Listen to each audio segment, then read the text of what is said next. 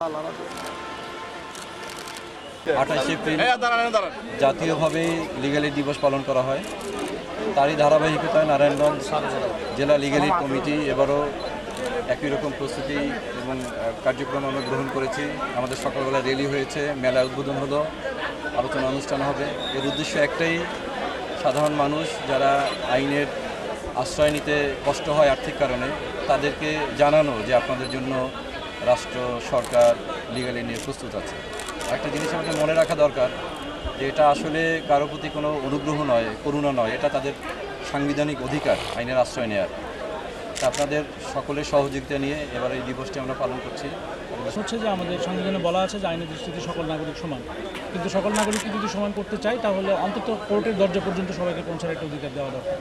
তো সেক্ষেত্রে যারা আর্থিক সংগতির কারণে অথবা অন্য যে কোনো কারণেই হোক এই কোর্টের সুবিধা থেকে বঞ্চিত, তাদেরকে কোর্টে যাওয়া পর্যন্ত বিষয়টি লিগ্যাল এইডের মাধ্যমে তাদেরকে আর্থিক সহায়তা এবং অন্যান্য যে আইনগত সহায়তাগুলো এগুলো দেওয়া হয়ে থাকে, যাতে একজন সমাজের প্রান্তিক পর্যায়ের মানুষ যে আর্থিক কষ্টে আছে, ইভেন যে আইন সংক্রান্তভাবে বিষয়গুলিতে ভালোভাবে জানে না, সেও যেন একটা বিচারের সমান সুযোগ লাভ করতে পারে, সেই একটা বিষয় থেকে এই লিগ্যাল এইডের বিষয়টি ধারণাটি আসা।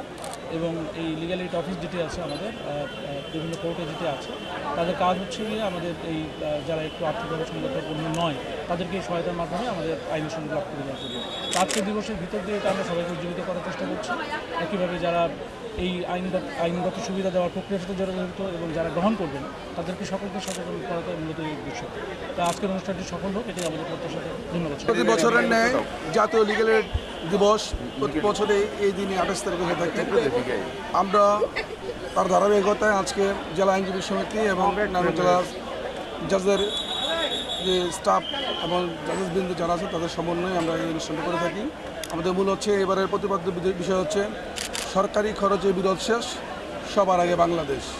আমরা এই বিষয়টিকে সামনে রেখে এই জাতীয় যে লিগ্যাল এইড আইনগত সহায়তা দিবসটা উদযাপন করছি।